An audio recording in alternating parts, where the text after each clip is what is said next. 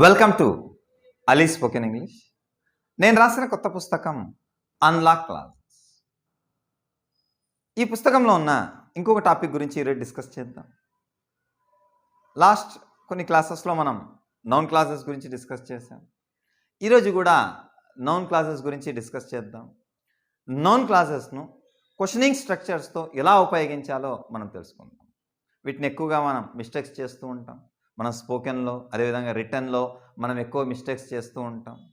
ఇది చాలా ఇంపార్టెంట్ అండి. వీటి గురించి ఈరోజు మనం తెలుసుకుందాం. నౌన్ క్లాసెస్ను క్వశ్చనింగ్ స్ట్రక్చర్స్లో ఎలా ఉపయోగించాలో ఈరోజు మనం తెలుసుకుందాం. ఉదాహరణకు ఇప్పుడు చూడండి, మనం ఈ విధంగా క్వశ్చన్స్ అడుగుతూ ఉంటాం.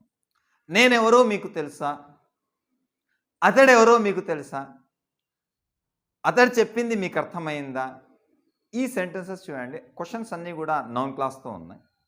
వీటిని మనం మిస్టేక్స్ చేస్తూ ఉంటాం. ఉదాహరణకు నేనెవరో మీకు తెలుసా అని చెప్పడానికి do you know who am I అని చెప్తుంటారు. అతడెవరో మీకు తెలుసా అని చెప్పడానికి do you know who are they అంటుంటారు. అతడు చెప్పింది మీకు అర్థమైందని చెప్పడానికి did you understand what did he say? ఈ విధంగా మిస్టేక్స్ చేస్తూ ఉంటాం. అయితే ఇవన్నీ మిస్టేక్ సెంటెన్సెస్ అండి, రాంగ్ సెంటెన్సెస్ ఇవన్నీ కూడా. కరెక్ట్ సెంటెన్సెస్ ఏవైతే ఉన్నాయో ఈరోజు మనం డిస్కస్ చేద్దాం. అయితే ఈ క్వశ్చనింగ్ స్ట్రక్చర్స్ని నౌన్ క్లాసెస్తో ఈ క్వశ్చనింగ్ సెంటెన్సెస్ని డిస్కస్ చేసే ముందు మొదటగా మనం కొన్ని క్వశ్చన్స్ తీసుకుందాం. తర్వాత దీనికి ఆబ్జెక్ట్ అంటే నౌన్ క్లాస్ యాడ్ చేద్దాం. మొదటగా కొన్ని క్వశ్చన్స్ చూడండి. మీకు తెలుసా? Do you know? అతడికి తెలుసా? Does he know? మీకు అర్థమైందా? Did you understand? మీరు విన్నారా? Did you listen? మీరు చేశారా? Have you done? మీరు ఎంక్వైరీ చేశారా? Did you enquire? ఆమె రిసీవ్ చేసుకునిందా? Did she receive? మీరు నేర్చుకున్నారా? హ్యావ్ యూ లర్న్ లేదా డిడ్ యూ లర్న్? మీరు చెప్పగలరా? Can you tell me? So ఇవన్నీ కూడా క్వశ్చన్స్ ఉన్నాయి. దీనికి ఇంకా ఆబ్జెక్ట్ ఏమి యాడ్ చేయలేదు. ఇప్పుడు నౌన్ క్లాస్తో ఆబ్జెక్ట్ యాడ్ చేద్దాం. ఇప్పుడు చూడండి, నేనెవరో మీకు తెలుసా? Do you no? దీని తర్వాత అండి ఈ డూ యూ నో తర్వాత ఆబ్జెక్ట్ ఏదైతే ఉందో, నౌన్ క్లాస్ ఏదైతే ఉందో బాగా గుర్తుపెట్టుకోండి. నౌన్ క్లాస్ యొక్క స్ట్రక్చర్ సాధారణంగా క్లాస్ యొక్క structure subject plus predicate. Noun clause యొక్క స్ట్రక్చర్ ఏదో ఒక స్టార్టర్ ఉంటుంది. స్టార్టర్ అంటే వాట్, వెన్, వేర్, వై ఇలాంటి పదాలన్నీ కూడా ఉంటాయి. డబ్ల్యూహెచ్ వర్డ్స్ ఉంటాయి, ఏదో ఒక డబ్ల్యూహెచ్ వర్డ్ ఉంటుంది. తర్వాత సబ్జెక్ట్ ప్లస్ ప్రెడికేట్ ఉంటుంది. బాగా అర్థం చేసుకోండి. నౌన్ క్లాస్ యొక్క స్ట్రక్చర్ మనం ఇన్ని రోజులుగా డిస్కస్ చేస్తూ వచ్చాం. దీని గురించి నౌన్ క్లాస్ యొక్క స్ట్రక్చర్ ఏదో ఒక డబ్ల్యూహెచ్ వర్డ్ ఉంటుంది ప్లస్ సబ్జెక్ట్ ప్లస్ ప్రెడికేట్ ఉండాలి, కానీ ఈ విధంగా ఉండకూడదు. Noun WH word plus helping verb plus subject ఉండకూడదు. సబ్జెక్ట్ ప్లస్ ప్రెడికేట్ ఈ విధంగా ఉండకూడదు. ఇప్పుడు చూడండి, మనం కరెక్ట్ సెంటెన్సెస్ ఏవో రాంగ్ సెంటెన్సెస్ ఏవో ఇప్పుడు తెలుసుకుందాం. Structure helping verb plus subject plus verb plus తర్వాత నౌన్ క్లాస్ స్టార్ట్ అవుతుంది. నౌన్ క్లాస్ యొక్క structure WH word plus subject plus predicate. Wrong sentences subject plus wrong sentences helping verb plus questioning structure helping verb plus subject plus verb plus WH word plus helping verb plus subject plus predicate లేదా verb. ఈ విధంగా ఉండేది wrong sentence. రెండు కూడా చూద్దాం. కొన్ని questions చూద్దాం. నేనెవరో మీకు తెలుసా? కరెక్ట్ సెంటెన్స్ ఏ విధంగా చెప్పాలంటే do you know who I am? Do you know who I am ఇలా చెప్పాలి, కానీ ఈ విధంగా చెప్పకూడదు.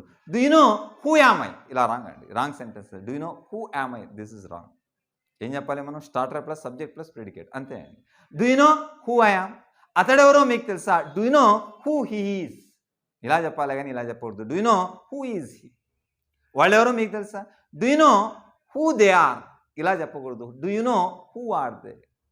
సో బాగా గుర్తుపెట్టుకోండి. నౌన్ క్లాస్ యొక్క structure WH word plus subject plus predicate. Bus stand ఎక్కడుందో మీకు తెలుసా? Do you know where the bus stand is? ఇలా చెప్పకూడదండి. Do you know where is the bus stand? Library ఎక్కడుందో మీకు తెలుసా? Do you know where is the library? ఇలా చెప్పకూడదు. Do you know where the library is? అతడికి తెలుసా నేనెవరో? Does he know who I am? Does he know who I am? మీరెవరో అతడికి తెలుసా? Does he know who you are? ఇలా చెప్పకూడదండి. Does he know who are you అని చెప్పకూడదు. Does he know who you are? స్పోకెన్లో ఈ విధంగా చెప్తూ ఉండొచ్చు అండి. అయితే స్పోకెన్లో ఎవరు పట్టించుకోరు. అయితే ముఖ్యంగా మీరు రిటర్న్ రాసేటప్పుడు మీరు రాసేటప్పుడు మాత్రం వీటిని కరెక్ట్గా బాగా ఉపయోగించాలి. అతడికి తెలుసా నేనేం చేశాను? Does he know what I did?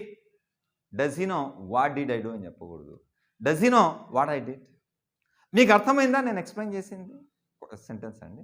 Did you understand what I explained? అతడు చెప్పింది మీకు అర్థమైందా? Did you understand what he said? అతడు చెప్పింది మీరు విన్నారా? Did you listen to what he said? లేదా ఇలా చెప్పకూడదండి. Did you listen to what did he say? Did you listen to what did he say అని చెప్పకూడదు. Did you listen to what he said? నేను చెప్పింది మీరు చేశారా? Have you done what I said? Have you done what I said? మీరు enquire చేశారా? అతడు ఇలా ఎందుకు చేశాడు? Did you enquire why he did like this? Did you enquire why he did like this? ఇలా చెప్పాలి కానీ ఇలా చెప్పకూడదు. Did you enquire why did he do like this? నేను పంపించిన దాన్ని ఆమె రిసీవ్ చేసుకునిందా? Did she receive what I sent? Did she receive what I sent? నేను టీచ్ చేసిన దాన్ని, నేను నేర్పించిన దాన్ని మీరు నేర్చుకున్నారా? డిడ్ యూ లెర్న్ లేకుంటే have you learn what I taught? చివరగా బస్ స్టాండ్ ఎక్కడుందో చెప్పగలరా? Can you tell me where the bus stand is? దయచేసి బస్ స్టాండ్ ఎక్కడుందో చెప్పగలరా అని. Can you tell me where the bus stand is అని చెప్తాం. ఇలా చెప్పకూడదండి. Can you please tell me where is the bus stand? ఇలా చెప్పకూడదు. Can you tell me where the bus stand is? Where the bus stand is. Library ఎక్కడుందో చెప్పగలరా? చెప్తారా? Could you tell me where the library is? లేకుంటే can you tell me where the library is? I hope you understood. బాగా గుర్తుపెట్టుకోండి. Noun clause యొక్క structure WH word plus subject plus predicate ఉండాలి కానీ WH word plus helping verbs లేదా ఏదైనా linking verb am, is, are, was verb plus subject plus predicate లేదా complement ఈ విధంగా ఉండకూడదు. ఇది రాంగ్ సెంటెన్స్ అండి. స్పోకెన్లో మీరు మాట్లాడుతుండొచ్చు. అంటే రిటర్న్లో మాట్లాడేటప్పుడు, రిటర్న్లో రాసేటప్పుడు మాత్రం, ముఖ్యంగా ఏదైనా రాసేటప్పుడు మాత్రం ఖచ్చితంగా ఈ స్ట్రక్చర్ని ఉపయోగించాలి. I hope you understood. Thank you. Thanks for watching.